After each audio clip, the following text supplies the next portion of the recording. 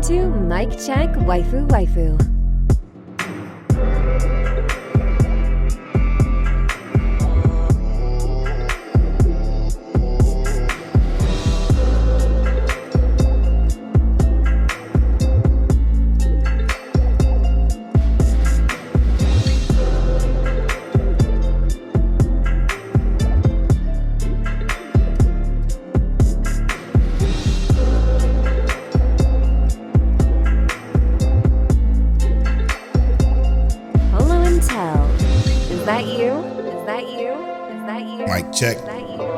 Mic check, waifu, waifu. King, Teliano. Is that you? 304, what's happening? This is episode 304 of Mic Check Waifu Waifu. As always, it's brought to you by Patreon.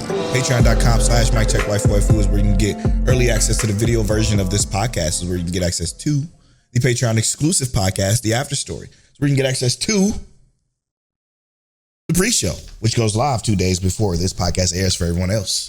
Thank you so much for supporting us on Patreon and everywhere else you guys support us. It means the world to us. We couldn't do it without you. So thank you so much for supporting us. Shout out to the Patreon producer, Dad Needs to Talk podcast, Christian, the archivist, Fear, Ked the Pro from Chaotic Culture podcast, Explicitly, All for One Matt, Matthew H, Monique Williams, Simi Sensei, Frozen, Rob Stone, and last but certainly not least, our guy, T-Money, fingers. Thank you so much for producing this and many episodes of the podcast. Mic Check Waifu Waifu is the anime podcast that's brought to you every Tuesday at 9:30 a.m. Central Time. We bring you anime seasonal topics and discussions. If you are watching on YouTube, please hit that subscribe button and like. It helps get our video out there to other people. And if you are listening on any podcast services, Spotify, iTunes, etc., please rate us 5 stars and leave a nice reviewed comment. We appreciate you. Thank you for that love we've been getting on those. It means a lot. All right. This week, we got a lot to discuss. We are going to be discussing because as of this week, well, technically it's next week, but next week is the anime summer preview. More on that later. But as of this week or this month, we are 6 years running as an anime podcast. So we are going to talk about the growth, the experience that this podcast has brought us and how we feel about it and how we changed and etc. That's coming later. But before we get into that conversation, we got a few things to discuss. Starting with Tel, what is your episode of the week this week? It's heavy on your carry because it's Apothecary Diaries. What? For me, it's Two Perfect Saint. An absolutely incredible episode. The show keeps, again, I say this every time I talk about this show, but it keeps getting better every week. It's rare for a show to have a good episode and then the next episode is better and the next episode is better and the next episode is better than the previous ones. It's very rare for that to happen. It's either it gets to a peak and it stays at that peak and plateaus at that peak and continue to be at that peak, or it peaks and it falls, and or it goes back up and then it falls and then it goes back up. You know what I mean? You know what it reminds me of? Until probably the last 2 episodes of this particular show. Too Many Losing Heroines. Okay.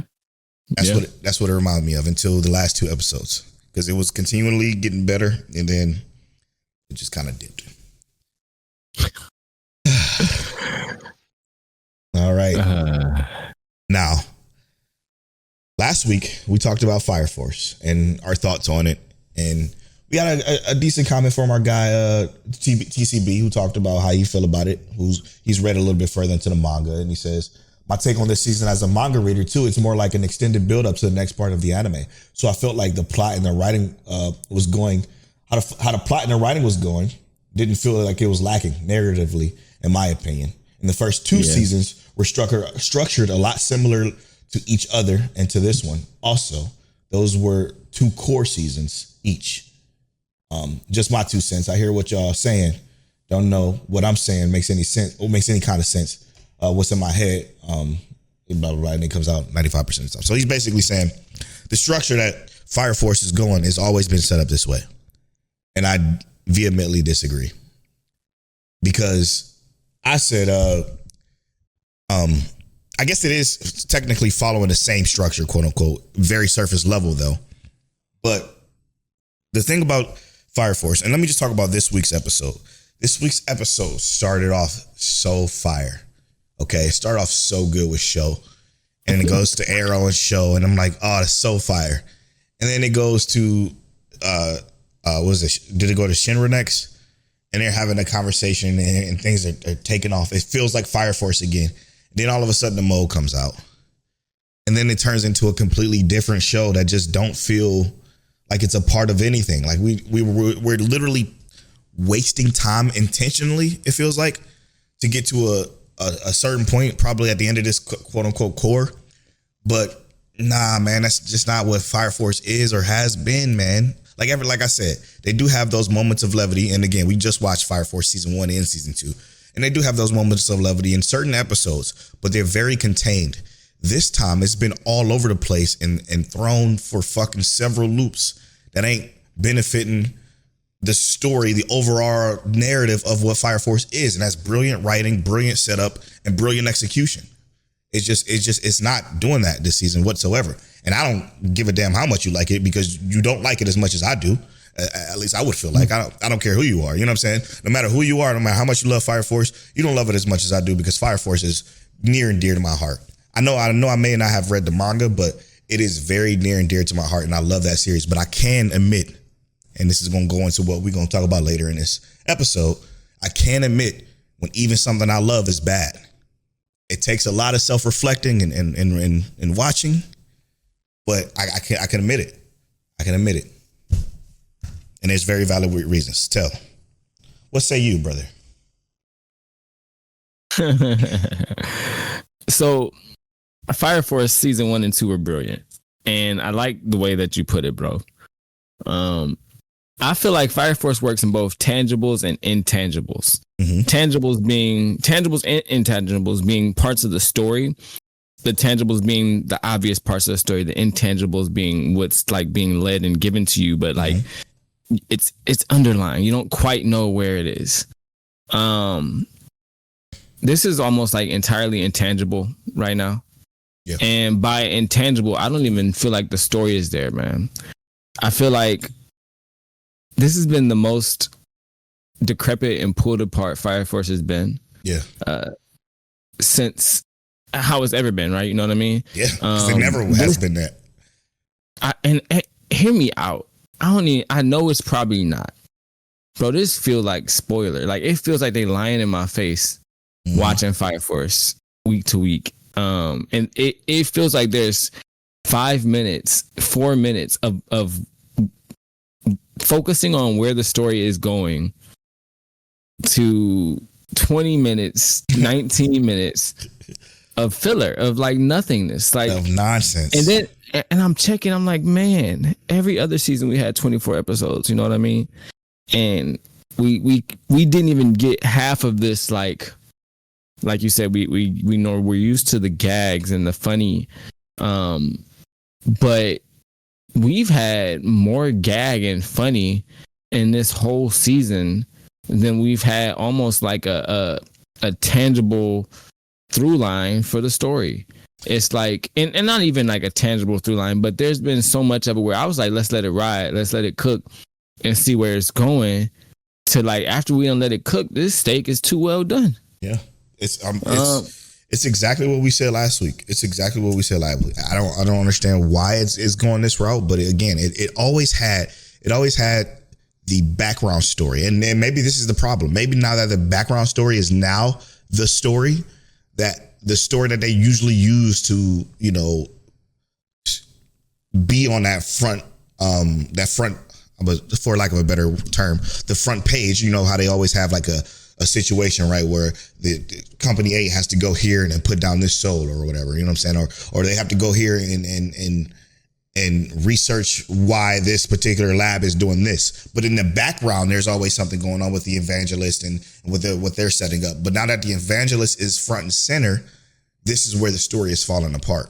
This is where it becomes incoherent, because now we got this situation to where it's like, we don't have a week to week through line. So because we don't have that week to week through line as we had in the prior 2 seasons, which is the formula that they normally followed, that they just throwing out gags, if you will. A gag here with Arthur parents, or a gag here with the mole talking fucking about nothing. They even mentioned this multiple times in the episode. How are you going to be that self-aware?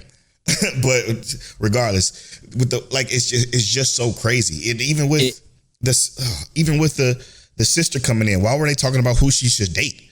Like, why is that even a topic for 3-4 minutes? Like, it's not what Fire Force is. It feels exactly like, and hear me out, I liked Excalibur and Soul Eater, but I didn't like too much Excalibur. This feels like every episode is heavily seasoned and sprinkled in with Excalibur. Mm-hmm. Like, I don't actually need that much of that. And it almost makes me feel like I understand that this anime is not for our specific age demographic, right? It's a shonen. It's meant for teens and whatnot, but with all the death. But hear me out. But that's what I was about to say. With all the levels to this show, the depth that is actually involved in this show, that's thoroughly integrated into every aspect of it. Even thinking about how this stuff is going, it's saddening. It's saddening. It's like he ran out of ink pen on his pen. He ran out of ink on his pen. Yeah, he's not drinking Michael's secret stuff anymore, and it makes me worried. Yeah.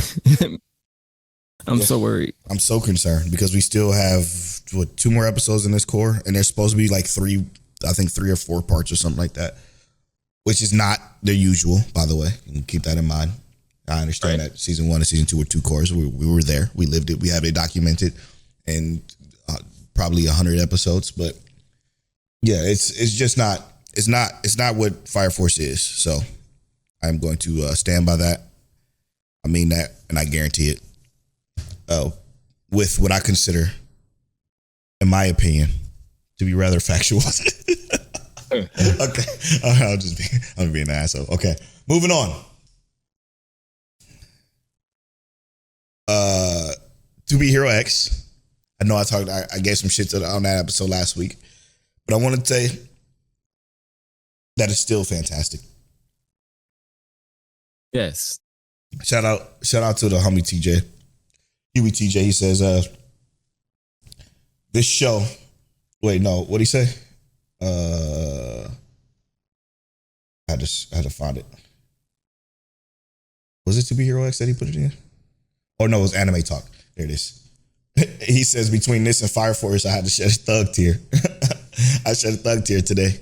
Because again, To Be Hero X continues to build upon itself really well with these new and fresh characters, which makes every 3 or 4 episodes new and fresh. It's just wonderful. It's just wonderful. I will say this though, this episode kind of suffered from, and this is something that I'm going to talk about a little bit later, that comes to your attention when you do what we do, when you watch so much anime, but it suffered from of distance. Like a distance perspective in the anime. Like when she was skating around the orphanage, slight spoilers. She was skating around the orphanage and doing her thing. And it looked like she was going 1 billion miles per hour, but she was only going probably 10 feet. It shit makes me laugh every time. But that's just me nitpicking because again, watching a billion anime, you know the shit like that when it happens. But it was great. Great episode. What I find thoroughly enjoyable about To Be Hero X is that regardless of what our personal experience with it was like high quality, right? Yeah. The previous episode was high quality, even though like it wasn't my favorite episode. It was a very high quality episode though. It's still a good episode. They maintained a lot of what would be good. Like in a musical anime, I feel like To Be Hero X said, hey, if we're gonna do a musical anime episode, we want it to be top 5, top 10 quality, right? Yeah. I think they thoroughly did that. And I think that in this most recent episode, the storyboarding was just better. Yeah. Right? Yeah. Like, so it it finished on the story that we needed to deliver for this. But also what they continue to succeed at is filling in the gaps with this power system, bro. It's they like cook. That's always the through line within whatever the overarching story is. It's always that background through line of how the power system is evolved or not evolved, but come to an understanding or ahead to the viewer, because we just get more context every time. It's wonderful. Every time. And even with the world looking at this new aspect of the trust system that we even discussed a little bit last week with slight but fear, and how it's viewed from the business standpoint or anything like that. To Be Hero X is To Be Hero X. Huh? I was shouting, watch To Be Hero X. Right. It has such a good grasp on itself. Yep. And that is crazy for an anime, you know what I mean? To have such a clear grasp of itself, to where, yes, it might not have every episode be 100% for us, but man, every episode is good in its own regard. So yeah, watch To Be Hero X, man. That's it. Just is what it is. It was to me, this was the episode of the week kind of quality episode. It just wasn't my episode of the week. It might be yours or somebody else's. It just wasn't mine. Yeah. No, and you won't be wrong if it was yours. Trust and believe that. All right. Now let's go to what 6 years of Mic Check Waifu Waifu podcasting look like for us. Starting with Tell, from where you started to where you are now, what has Mic Check Waifu Waifu done to you as far as like anime wise? I guess would be the term. And it's giving me a full plate. And by full plate, I mean that, like, you know how you at a barbecue. Yeah, you got all your meat there. You know what I mean? Oh, everybody watch One Piece, Naruto. Those infamous King Teliano analogies. You know what I mean? Everybody did that. But sometimes you're not going, why you leave the greens there? You need the greens. Go pick up a salad. You know what I mean? I hate telling analogies so much. Go. You know, it's probably some spaghetti over there. Go get some pasta. What are you saying? Okay. I'm saying that when I first started watching anime, yes, my taste buds were shonen. That's where I was. And yes, I don't know what that had to do with food, but there was some stuff I watched before that wasn't just shonen before the podcast, right? I mean, it with a couple hundred on my belt before we started the podcast, or you know, whatever. Yeah. There was still some stuff there that I had watched that wasn't specifically shonen, and I didn't necessarily know, because my knowledge wasn't there yet. I just knew I liked anime. Right.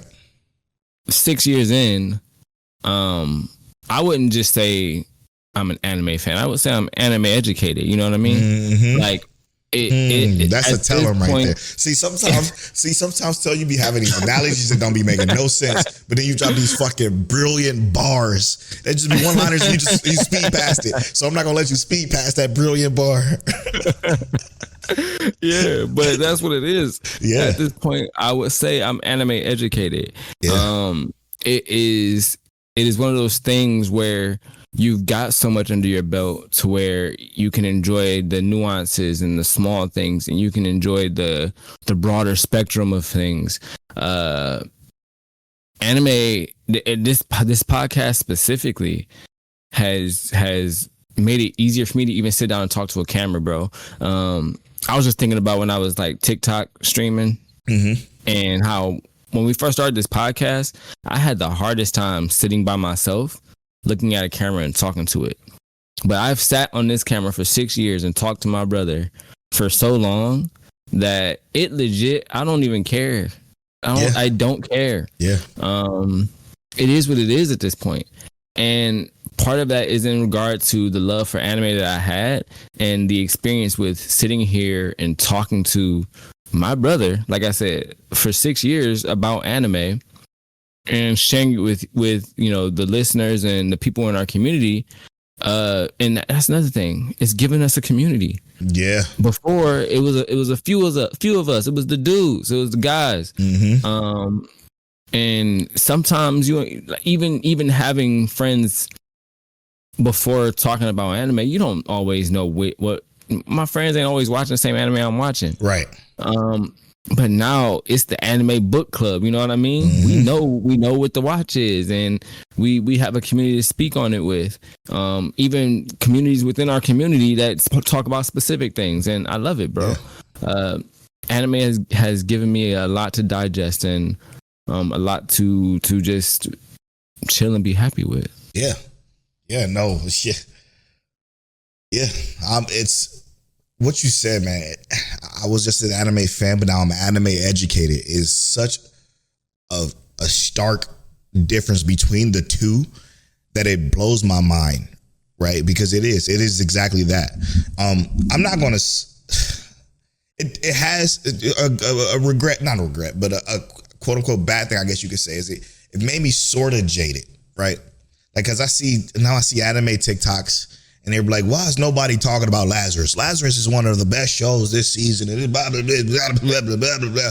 And I'm just like, come on. Nobody's talking about Lazarus because they know what it is. It's a tech demo. It's a beautiful tech demo, not a great show. And that's what I think people who hasn't watched 1,000 anime, again, that's shows, not episodes. Because a lot of y'all has watched 1,000 anime just with One Piece, 1,000 episodes along with One Piece. But I digress. It's, you understand, and our community understands this. You understand the difference between a graphical showcase and a good story told anime with good characters and good development and progression and blah, blah, blah. You know, you understand the difference between that two. But again, I have to understand that this is a very, like, we are a niche within the niche. Yeah.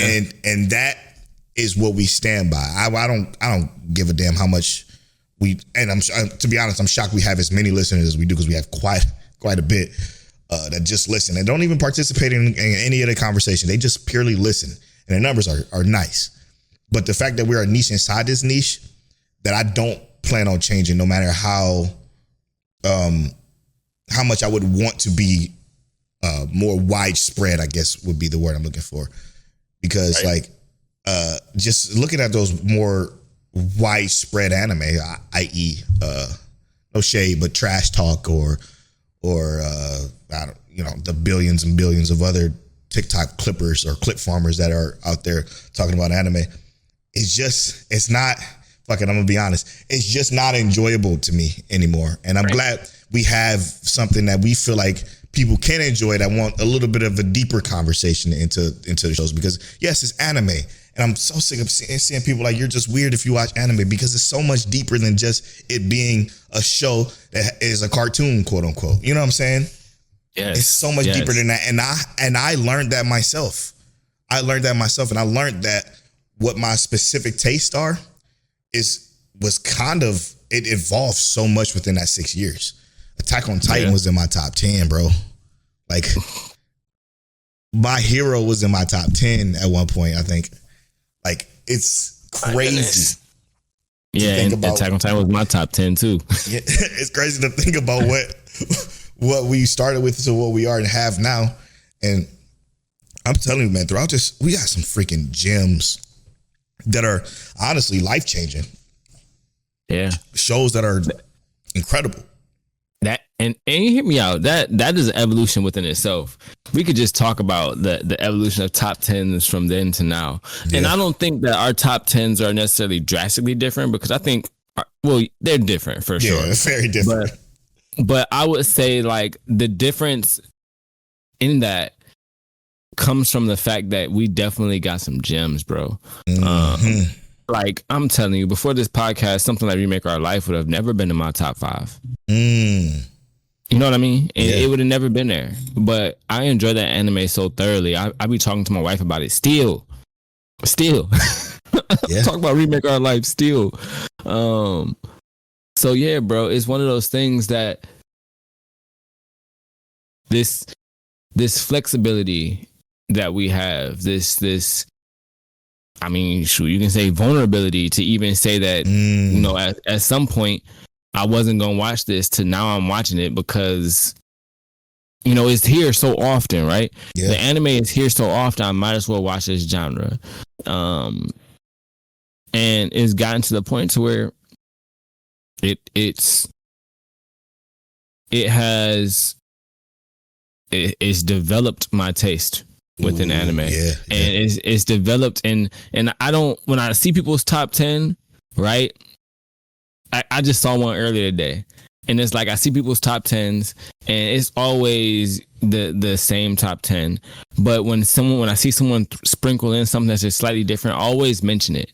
Because it's like, man, you mentioned something that I never see people mention, and you talk about it. There's a group on TikTok I just started talking to it called Anime Intake, and they literally been talking about how people mention some of the same things. And within the 6 years, it has been very humbling, so to speak, to have this community. And then when you are able to connect with those who have a similar mindset, where they're like, we've watched so much anime that now we just we don't want to be a part of the large collective. We want to enjoy the parts of it that we really enjoy. Yeah, the niche and the niche.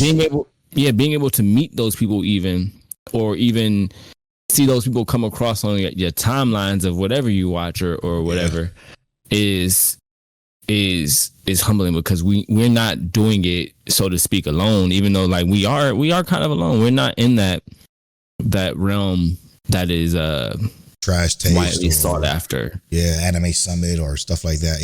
Yeah, man. It's nice, man. What it gives me, and it's something that I think I wouldn't, if I didn't have, I think I would be in trouble personally, because I spend a lot of time at home, to be honest.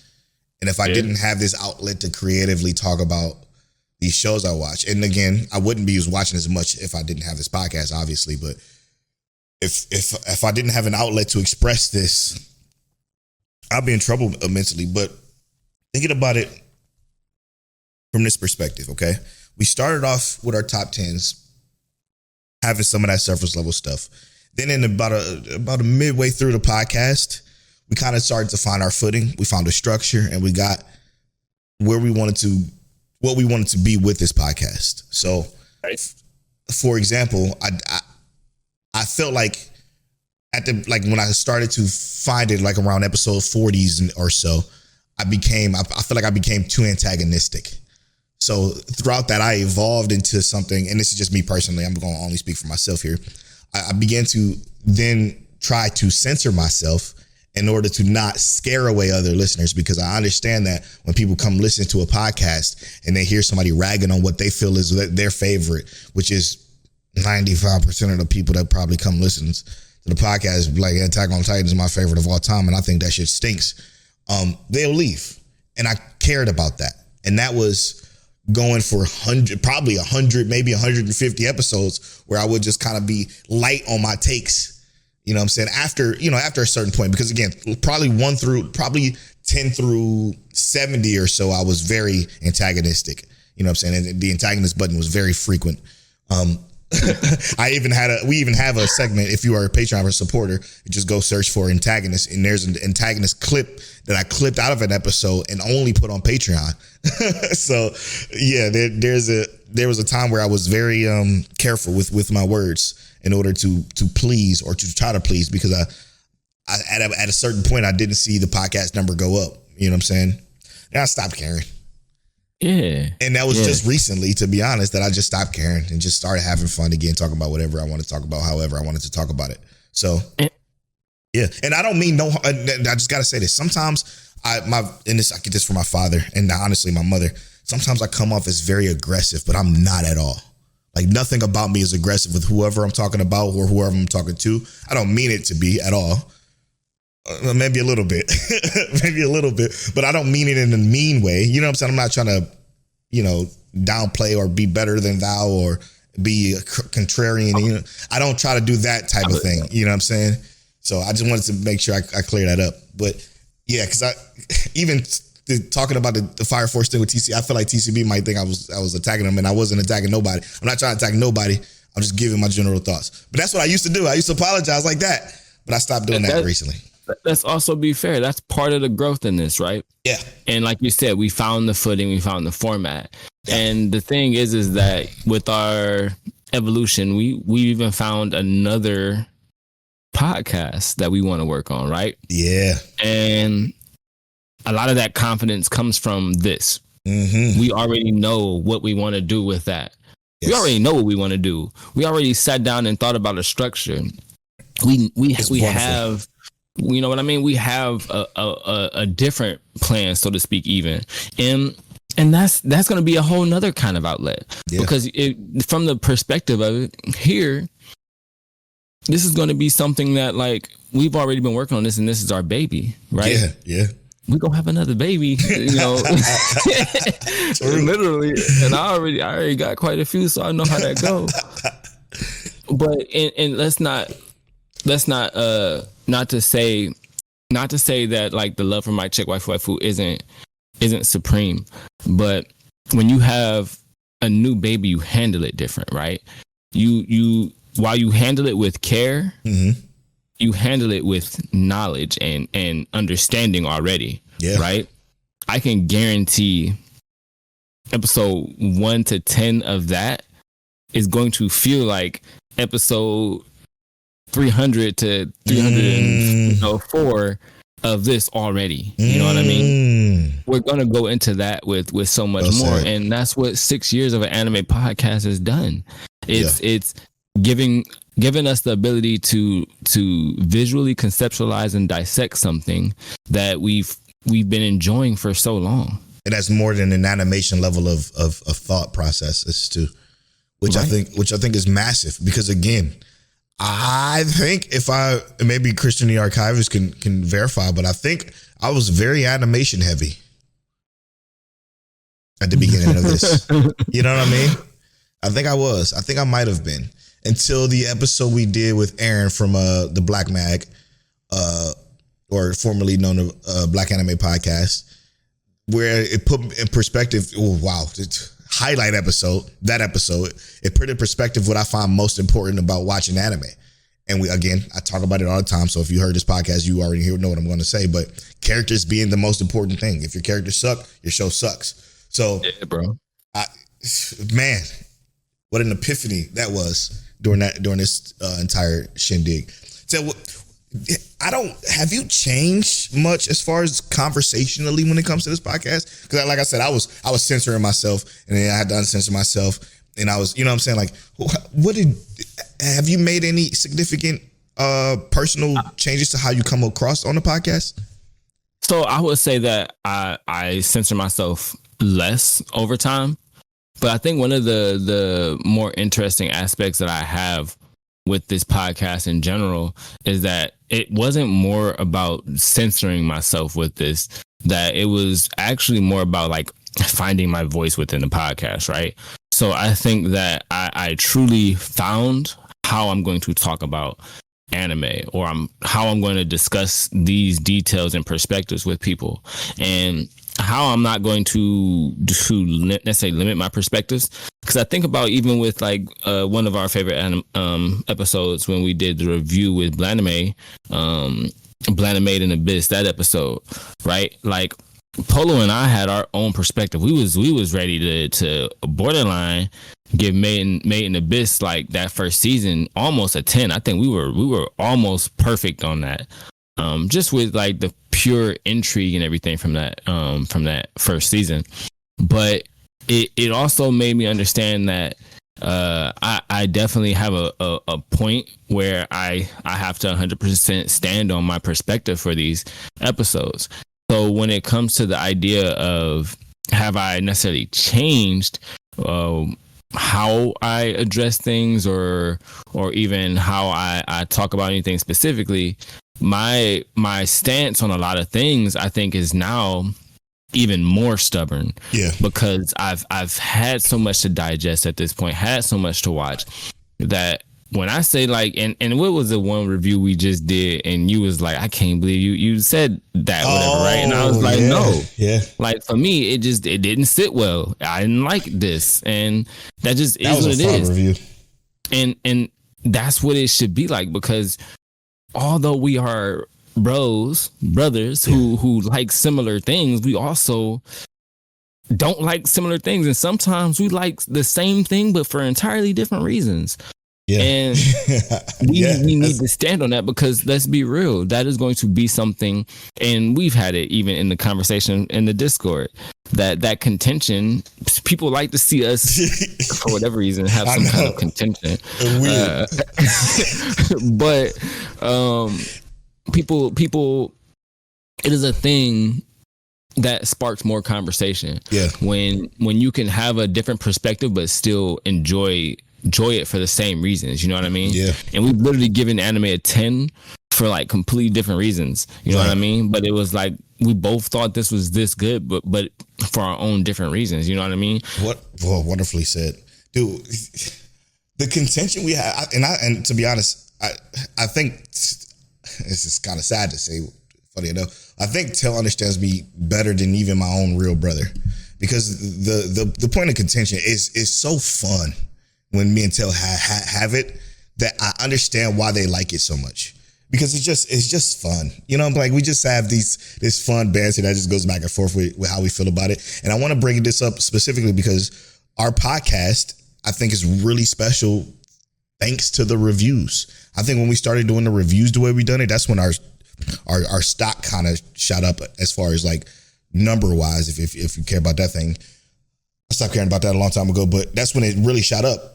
And those, if you notice in those reviews, we always have the same quote unquote contention point, and that's how we view plot versus I don't even know our own anime skills now. Plot versus pacing. It's the way that we discuss those things, and every time it's always I hated the way this plot was when it was in contingent kind of towards actual pacing, but that pacing is a part of why that plot was that way. So it's like a different kind of like reasoning between the way we review things, and that difference is what kind of makes a lot of our reviews very different. But then when we do the overall score, makes it what it is, like B stars being as high as it is, and that's all Tell's fault.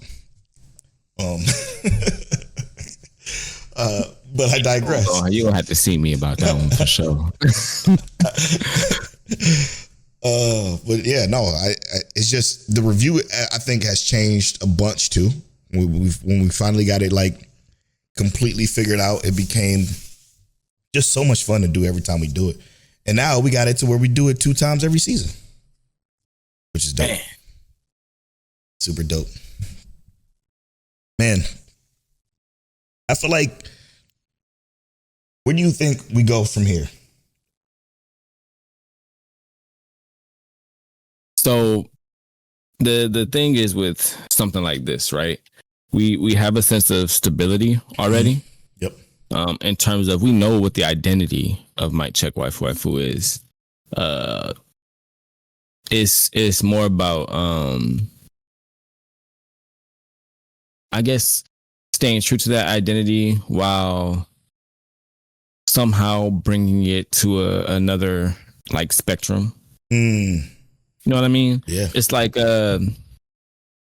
we made this connection, this group already, and I mean, there's a couple of different things, because I like where the group is. Same.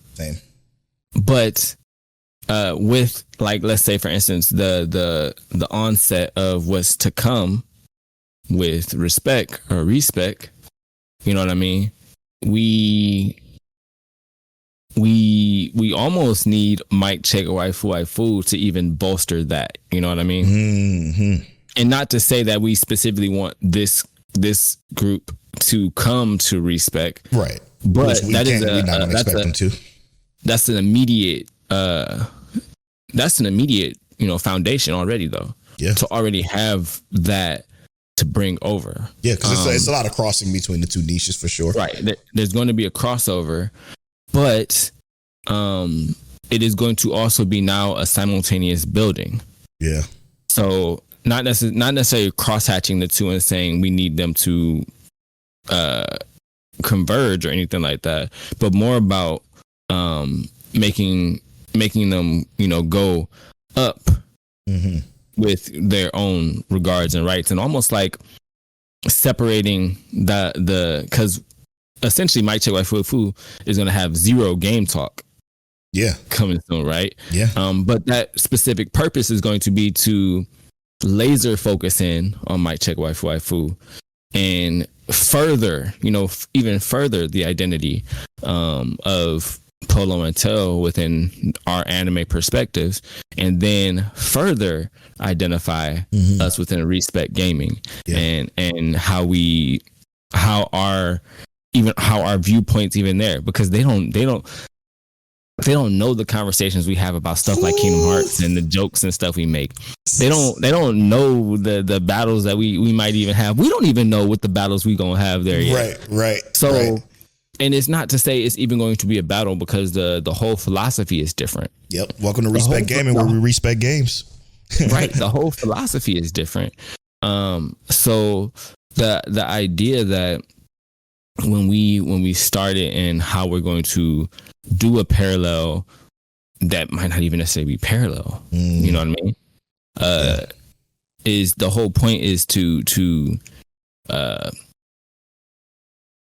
so to speak, give us a standing point, a launching point, but finding a way to laser focus in, and since we can now fully separate and differentiate the perspective, so to speak, because this was never about gaming at Mic Check Waifu Waifu, but now that we have, you have the stories, but now that we have that, so to speak, the focus here can be even more defined, is what I'm saying. Yeah. Another question then. You got another 6 years in you? I mean, yeah. I hope not even that. It's not even about the 6 years. I'm sure I have another 6 years. My hope is that with the onset of like Respect, that and I've always said this, that I'm a person that when I'm doing more, the more things that I do, the easier it is for me to actually find a place in it.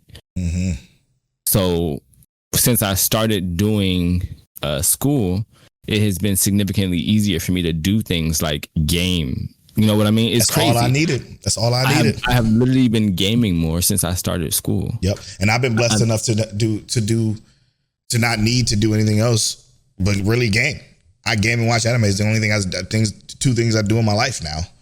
After a very long and tenured past of being outside and doing God knows what out there. I was outside for too long, and seeing too much.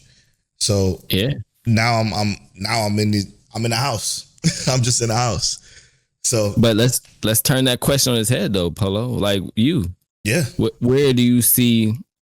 Well, first let's do this.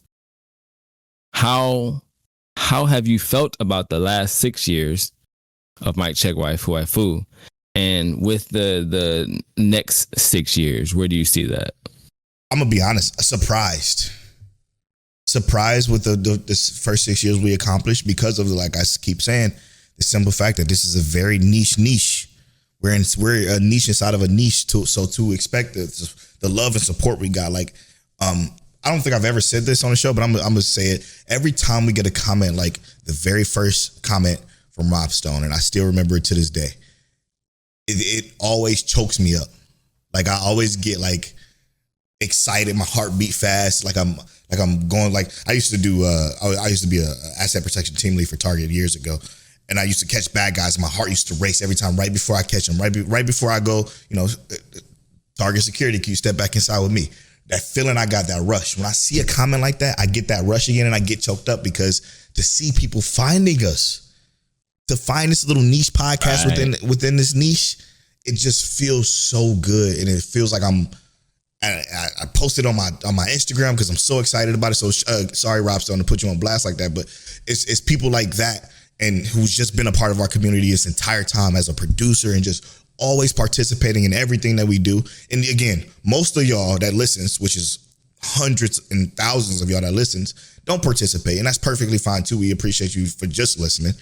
It's getting people like Rob Stone and T Money Fingers and Fear, who's been here forever, and Crystal, of course, and you know what I'm saying, like Frozen, who's just the GOAT. Like just all these great people that's a part of our community that just found us feels good. And now that we're not on Twitter, and to still have people find us has been also great, because we used to rely on Twitter. We had to rely on that. And Twitter has given us a lot of great things. Yes. No lie. It has given us a lot of great things. It definitely jump-started us for sure. Brother. In the next 6 years, Brothersaurus Rex. So the next 6 years, I see it. I mean, because anime's not going to stop. You know what I'm saying? Like, regardless of what you see on the news and the media and in the articles that see you spread around Facebook, oh, there's a new law passing where they're going to ban anime, all that clickbaity stuff. Regardless of what you see, that anime is always going to be here. You're not going to ban money? Are you serious? Yeah. So, like, a Sony conglomerate banning it. Yeah, right. But anyway, there's never going to go away. As long as we have an anime list, we're always going to have new anime. So with that being said, continuing what we're doing. And again, if the people that watch us and listen to us, they just keep supporting us with reviews and likes and subscribes on the YouTube, we'll find other people to dive into this niche and other people to dive into this niche and other people to dive into this niche. And as far as respect goes, respect is, I think is going to, honestly, I think it's going to, this is no shade to Mike Check, but I think it's going to usurp Mike Check within the first maybe year, to be honest, because again, and maybe not, because there's 100 billion gaming podcasts too. But again, I just don't think people are doing what we're doing with what with respect is, because we're covering games with respect.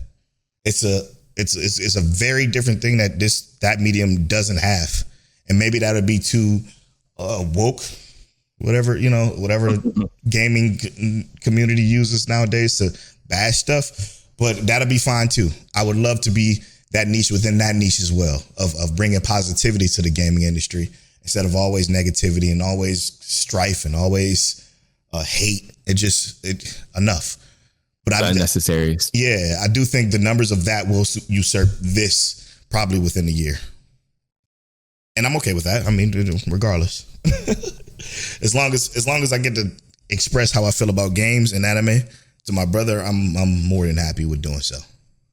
So I think that's where we are here. And I got fuck another 6 years. I got the rest of as long as the rest of my life, I don't care. Like I'll be 50 years old doing it. It don't matter to me. That's all I'm saying.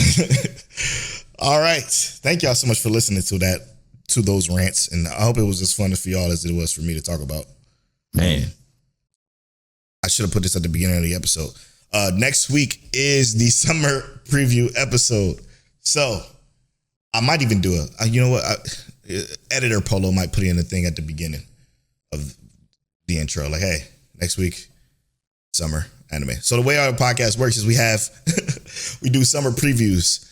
And what we do with the summer previews is we go to Discord, we reach out to our community to have them give us one sleeper anime. What a sleeper anime is it's an anime that looks interesting, but you don't know nothing about it. So you haven't read it, you haven't seen anything about it, but you see it, you read the synopsis, and it looks interesting to you. You give us that one sleeper pick, and you have to watch it all the way through that season, regardless if it's bad. Shout out to Frozen.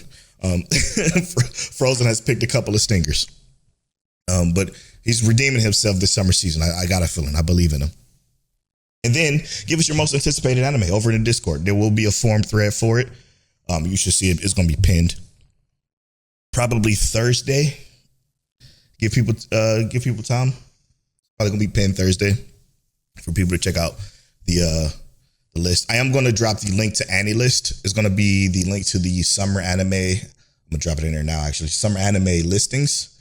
So all you gotta do is click the link that you see in there, and it'll take you right to the summer anime, and you'll be able to pick your shows that you want to watch this season and kind of like build a list of watch stuff. And then the following week is going to be the end of the spring, which is crazy to say because I feel like it just started. Time is on point. But yeah. No, yeah, true. It's been on point.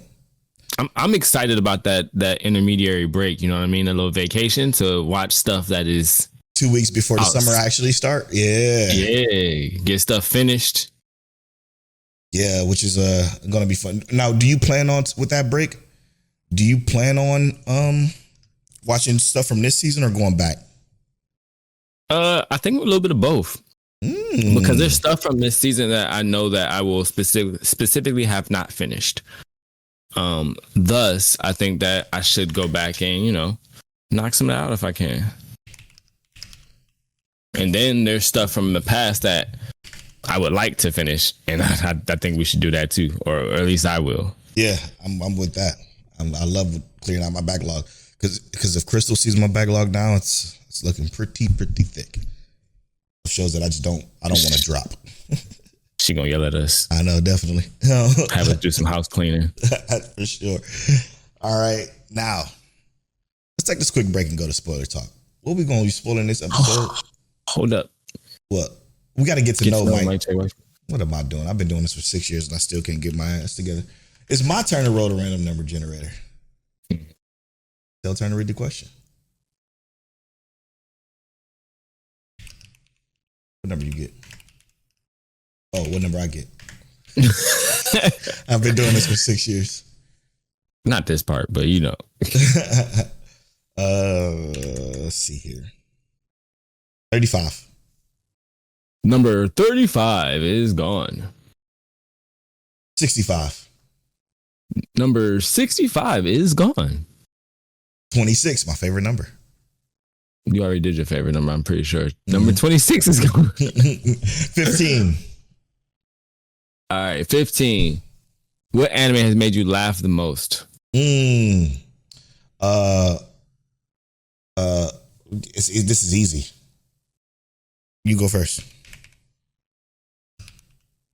Hamtaro. Nah, it can't be right.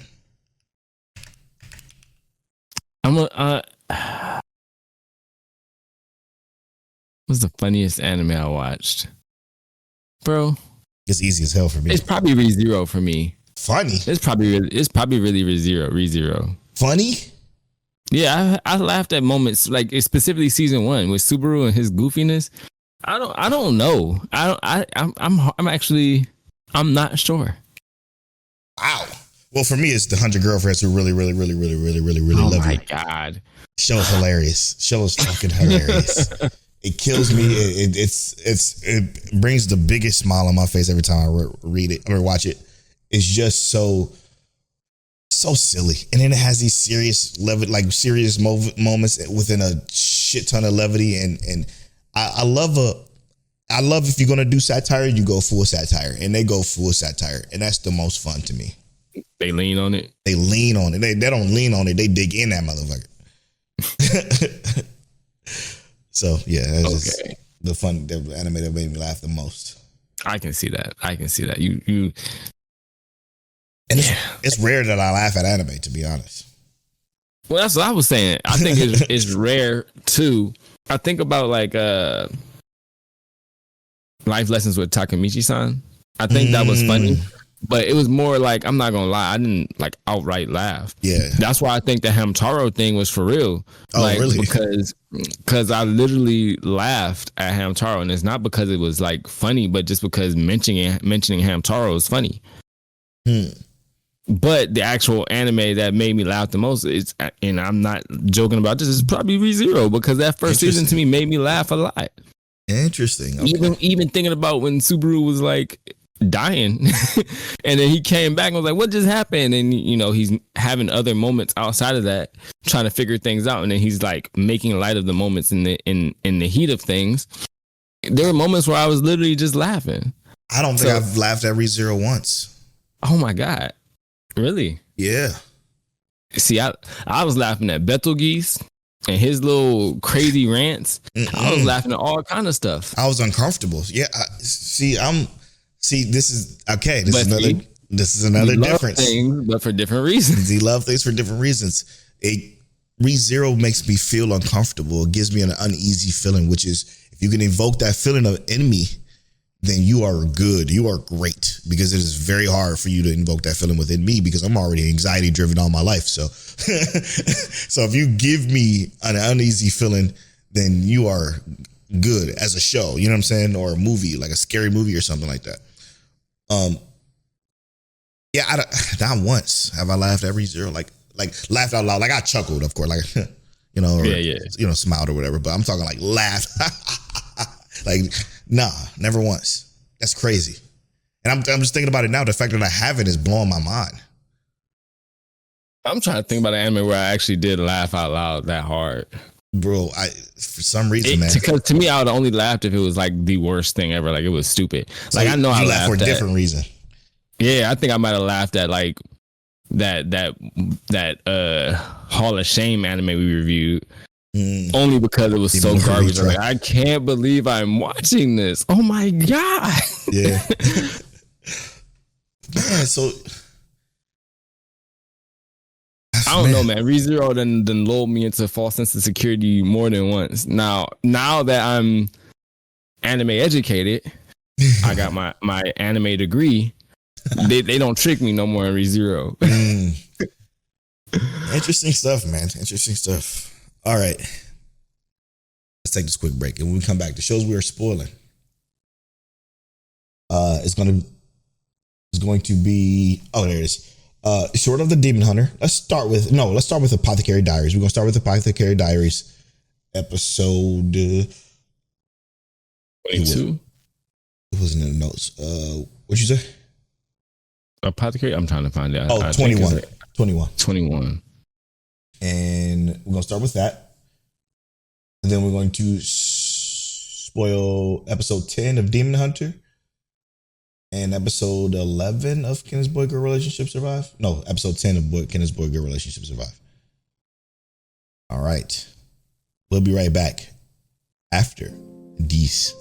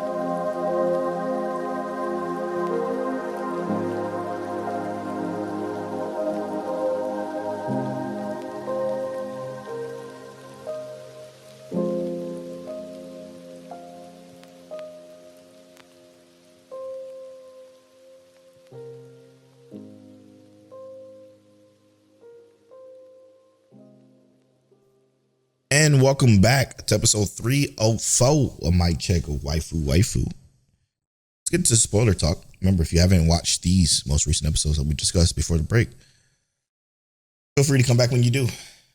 Shout out to Rob Stone, who said, I finally managed to skip the Apothecary Diaries spoilers last week because he's 3 episodes behind because he watched the dub. I never listened to the dub. I gotta hear it. I wonder if it's good or not. You ever listen to the dub? I don't know. I haven't. Yeah, I'm curious. It's probably good. Great. It's probably great if Rob Stone is watching it opposed to the sub. All right. Yeah, man. So war is about to break out. How do you feel about, for one, Shishui killing them kids? Sad, right? But I feel like when we got the backstory of what Shisui and whatnot have been going through, she's not a simple ignorant girl. You know very, very complex. Very understanding of what kind of situation she's in. And knowing that with everything that they've done, the trouble that they would be in, right? Mm-hmm. That was the point that she made towards the end. Because they would have died a worse death, essentially. Essentially, yeah. And especially knowing that what they did, the children, the women and children being subjected to that, she's not going to do that. So what she did with the kids and whatnot was merciful. Made me sad. But it also makes me sad for her. Yeah, because it's like she has to live with it. You had to take responsibility. You know what I mean? Yeah. And looking at everything that has transpired throughout this season with like the abortion drug and stuff like that, and even realizing that she did apothecary type things specifically so that she could acquire for herself, so to speak. And even thinking about how she got in a position with her mother, and putting her in this position and stuff like that. It does. It really sucks. It sucks. Yeah. Because she's a character that I've grown like a pseudo attachment to. And I empathize. I empathize with her situation, bro. It's like it sucks that you were put in this situation. You didn't, she's a young girl who's not getting to live the life of a young girl. Ever. Yep. You know what I mean? And she's lived this double role. Mm-hmm. Can't call her Lao Lan. Can't call her Shisui. She's neither one.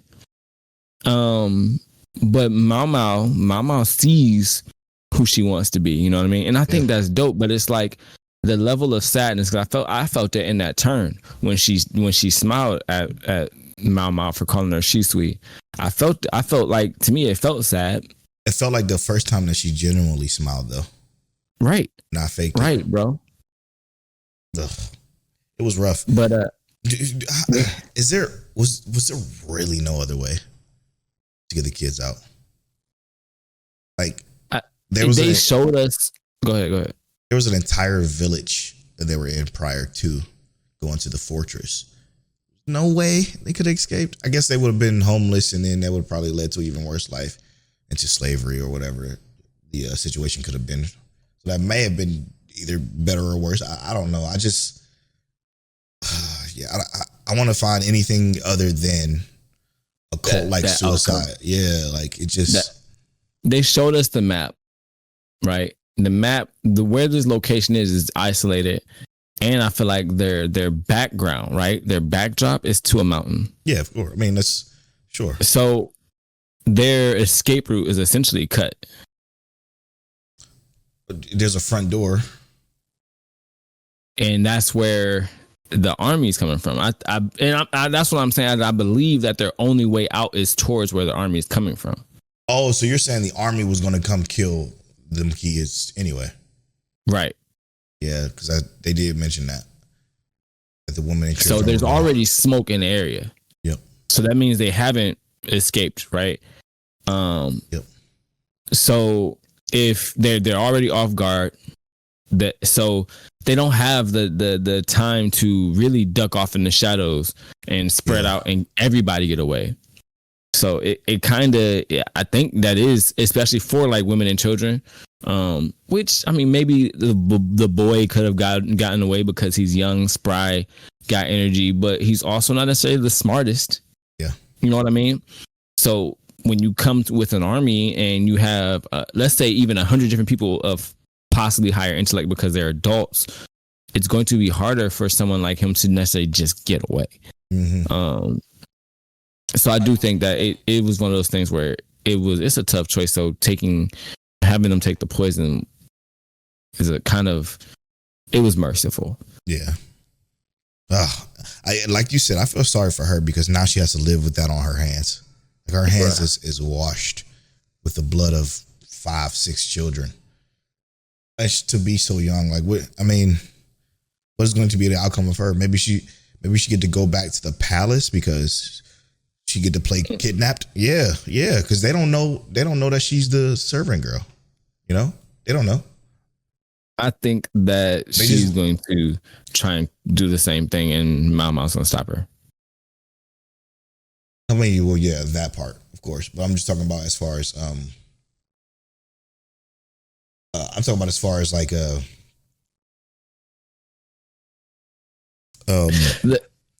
outcome, the actual outcome. Yeah, like Jinxie coming.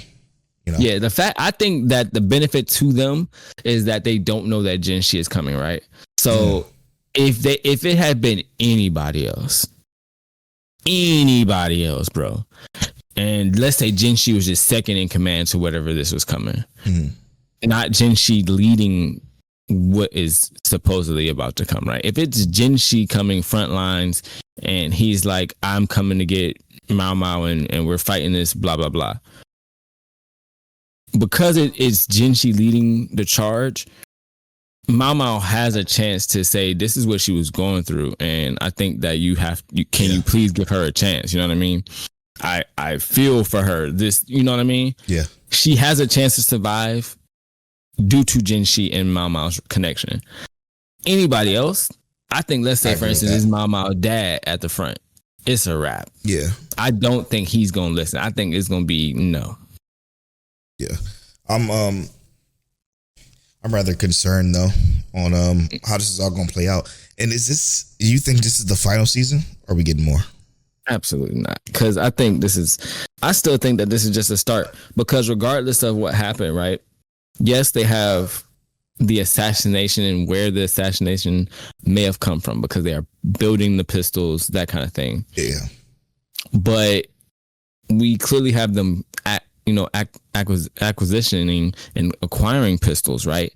That means that there is another force out there who is supplying it, which is the Americans, right? They're Americans or Europeans or whatever, which leads to what is the overall impact of that. Now, I do think that they could end it before that, because wherever we are now, and kind of even how this may end up and solidifying where Jinxie stands, as long as, and it won't be the season. I think we have at least one more season because it'll be solidifying Jinxie. Once we get that complete, then we'll be done, right? Yeah. We don't need to go to war with Europe or kick them out of rural Japan or anything like that. What we need is China, by the way. China. Sorry, we need Jinxie putting himself in his position, valuing in that, and then once we get that, we're good. I think that's the end of it, and that'll be a perfect ending for me. We don't need any further. Yeah, I heard the author, she doesn't like Jinxie at all. She was supposed to kill him off in season 1, essentially, or what will be season 1. Oh my goodness! But the people loved him so much that they decided to then kind of lean towards the romantic aspect of her and Mao Mao, or of him and Mao Mao, which is interesting.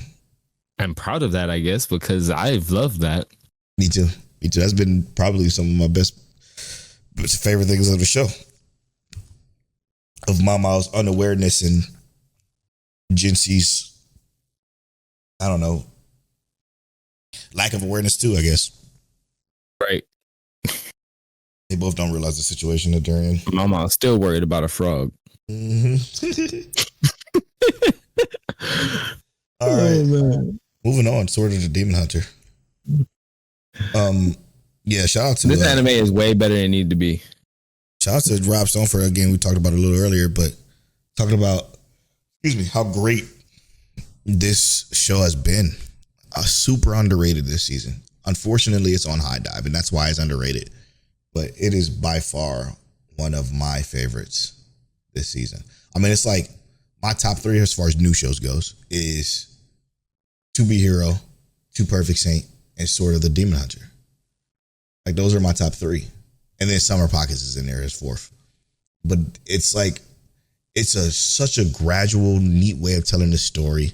And then you go into the future. We went to the future, the end of episode 1, for that little small clip. And then we don't go back until 7. At the end of that episode is when we finally get the established part of that, when he goes to the shrine that is basically after him. And then we go going to him starting high school. And then in high school, they talk about a play of what happened in his past, and they go back to his past, and that situation actually playing out was fucking brilliant. It was so it was artfully done. It was unbelievably good. They're doing a great job of telling that two-folded story, so to speak. You know what I mean? Because it quite literally, and I even think about like how, like you said, when they come back and the shrine is named after him, but I think that this even may give more credence to the what you said about the lack of demons, right? Yeah. It was really well done, but then we get the aspect as well of the fact that they're telling the story, and he's like, yeah, that's a story and all, but I want to see her actual writings, like what she said about the Ronin herself, right? Mm-hmm. Because he knows that this story is already tilted. It's not exactly accurate. Right. Because it's been retold, it's been rehashed for entertainment purposes, and he wants to know what she actually thought. And that, I think, would be awesome. And I say that because it's like you said, this world doesn't believe in demons, so he could never explain to them, and she could never explain to them. Exactly. She, who lived through it, can never explain, I really saw a demon, and this demon really did this thing. And that's what I lived through. They would think she's crazy. She's just a crazy lady from a few hundred years ago. They thought everything was demons. No, man, it was really a demon. His arm popped out. He had horns. Eyes was changing colors. Was turning invisible left and right. Mm-hmm. So her writings are the most accurate representation of that, without being storyfied and made for entertainment. So I do think that it's actually interesting to see that, and it gives a really cool recollection to what he's been through over these hundreds of years. You know what I mean? Yeah. Rob Stone also says, I wonder if they will cover the rest of his 150 years, and in the present day, like they did with this one, basically this play. I would assume we go back to the past. Yeah, I think we go back to the past, and it continues the story on, and then we end on like the modern day stuff. That's where my head is at. Either way, regardless, I'm very interested to see where this leads at, to where him meeting his sister again. Yeah, like, how does it get there? Yeah, I have two different perspectives. Okay, and I think one of them kind of builds off what you kind of said, is that the story is already over. He's already defeated his sister, and now he's just wandering, right? And because he doesn't age, going to school or whatever is kind of like the easiest thing for him. And eventually he's going to even leave that, but it's like he's just wandering at this point. Yeah. And then the other thing is that I think that the final story is that he's going to get to this point in this future where he sees his sister. This is if he hasn't already defeated his sister, where it's like they meet, and it's like, what were we fighting for? And it's like, yeah, I know what we were fighting for, and I felt betrayed, but we've had so much time to like kind of think these things through, and like neither of us are that anymore. Even these eternal beings, these people who can live forever, no longer need to do that, and they probably won't even be viewed as demons anymore. You know what I mean? Yeah. They'll be viewed as something entirely different, and it'll be them kind of coming back together and just reconciling, having to essentially forgive and reconciling. Yeah, because you think about it, she killed the love of his life, and basically, I guess he was already turned into a demon because I'm trying to remember the first episode. So I'm guessing he was already turned into a demon before he even met up with his sister. So his life was already extended. But if she didn't kill the love of his life, and he became that demon that he became, what would they have become together? They would have been just a family for eternity, I guess, which is cool, man. It would have been cool.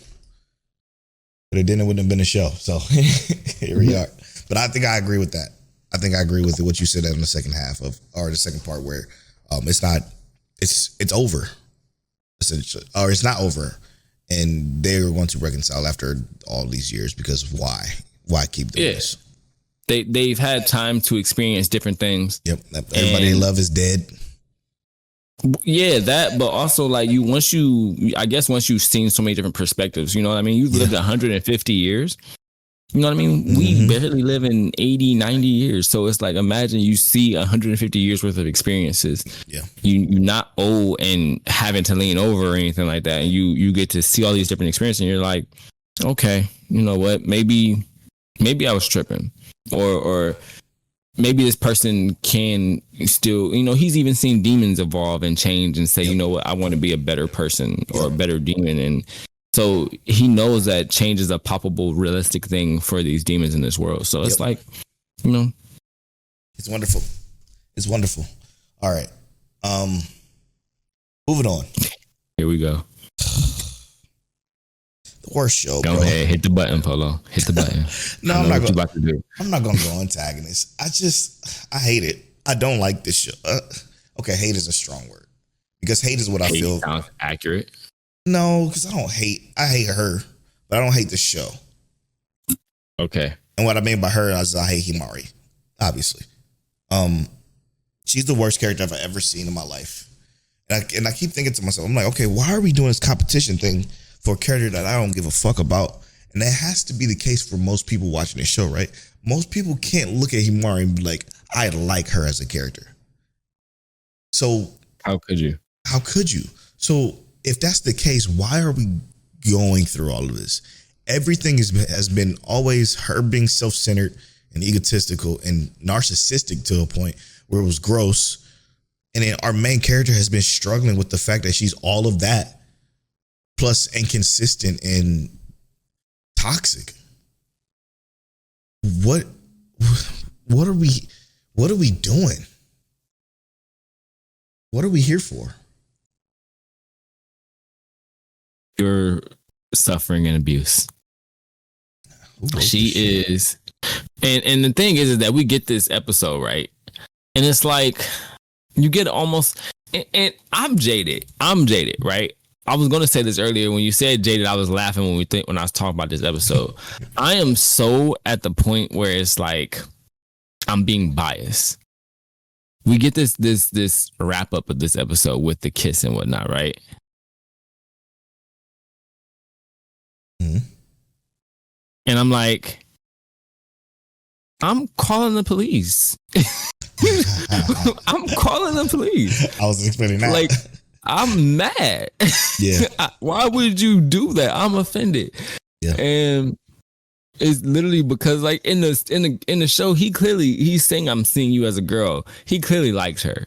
Me, I'm with everybody else. I don't like her. How? I'm offended that she stepped up and did that. It feels horrible.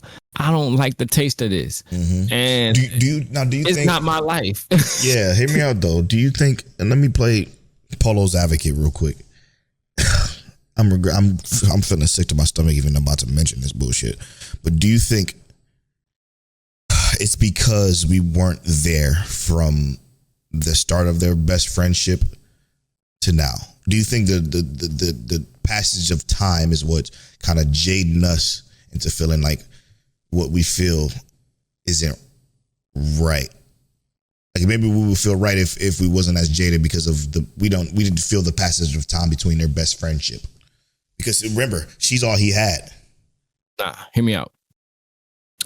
Both you and I have had friends who are women who have liked us for an extended period of time, who we may have not known have liked us, right? Yes. Well, that's something we can agree on, right?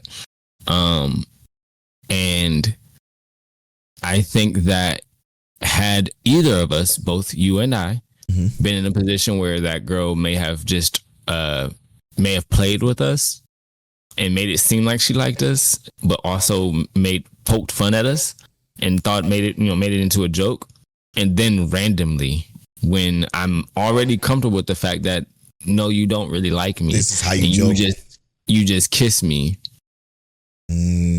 Not only that, I might come to the point where it's like, okay, so you really like me, but I'm also going to kind of be irritated, and I might not be able to talk about it right now. Yeah. I might be able to talk about it later. Yep. And this is me thinking as a kid, right? Even as a kid, I would have been like, nah.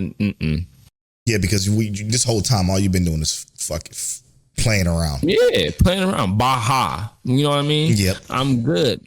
And I'm probably gonna walk away, and I'm gonna say, okay, and then later we can talk about this. Right now, I'm not even in the mood to process this.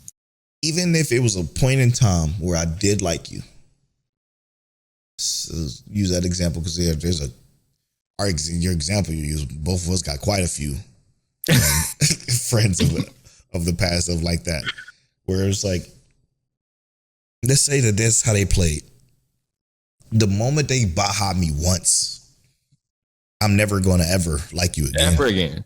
I'm never going to like you, talk to you. Well, I'm going to talk to you. We're still going to be homies. Like, you're still going to be my homie. But it's never going to be anything more than that. It's a wrap. So I'm with the main character. Like, yo, you've been being weird. And if you're frustrated by that, because she's apparently frustrated by that, it's like, oh, why can't he understand that No, it's your fault that this is like this. You play too much. And so she's getting mad at him because she played too much. Especially in this episode. She's like, why can't he see me as, even though he already does, and he shouldn't. Your brother told you to be real. Mm-hmm. Your brother told you to stop playing these games. Mm-hmm. Guess what you're doing, hard stop, Lucas? You playing these games. You need to chill. Yeah. Chill. Yeah. It's becoming just tedious at this point. And right. She's like, she thinks she doesn't like her, and he does, but he can't admit that because he's gonna feel like an idiot when she baha him again. It's the girl who cried wolf, and it's fucking annoying, man. I never hated, like, every other character in the show I love. That's what the problem is with this show. Even the redhead chick, I ain't have a problem with her. Somebody else said it. Who said it? Was it Fear? The worst character than her? Yeah, worst character than Himari? No. She's fine. I don't think she has I have a problem with her. She's like, yo, she was supposed to model. She backed out and didn't say anything. I'm about to come get her or get my money back. You know what I'm saying? Like, that's reasonable. Everything is a problem because of Himari. Himari is the fucking problem. And for you to write a character this bad, but the rest of your characters are pretty great. Solid. Yeah, like, I don't know. I just don't know. I even like, what's it called? Sundari? I even like the Sundari moment of Inoki or whatever her name is. You know what I mean? Where she like get kind of dark and like, yeah, I like it. I like it. Me too. It's quite something, man. It's quite something. I'm glad it's almost over, but we got to see it through the end. Shout out to Crystal for seeing it through the end with us. As spiteful as we are on Himari, I do think we like the show? ? Like is a strong word too. I don't hate it. I'm compelled. That's what it is. I'm compelled. I'm gonna keep watching it because I am compelled. I'm not sure what's compelling me. It could be pure frustration at this point. Yeah, because again, I wasn't as frustrated in the beginning, bro. I ain't gonna lie to you. Me either. It got way more frustrating as you just, because you sit there and because even if you think about the culture of Japan, none of this makes sense from a person, from a human point of view. That's why it's so confusing. Like, what the fuck are you thinking? Like, there's no way in hell anybody would like this character. And I'm keep thinking, I'm thinking of it as a writer. Like, as I'm writing this character, I'm like, yeah, nobody's gonna like this character. Is that the goal? Is that the point? That's exactly what the goal and point is. But why? So that you can love her in the end when she makes a complete 180. If it ain't happened now, yeah, brother, it's episode 10. It ain't gonna happen until next season. That's not gonna come out because this show is trash. Yeah, 66% on any list. I'm at Polo Born Fly on all social media. I'm at King Taliano on all social media. You can follow our social medias at Mike Check Waifu Waifu and everything. And as always, Mike check. Put some respect on my name.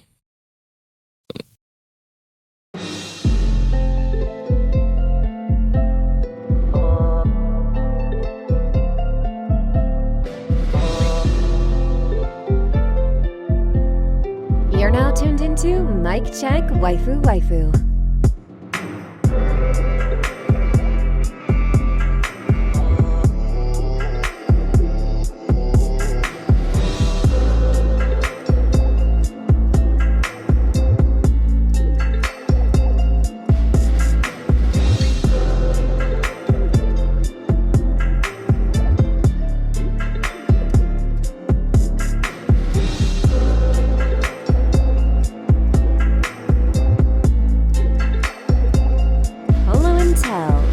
Is that you? Is that you? Is that you? Is that you? Is that you?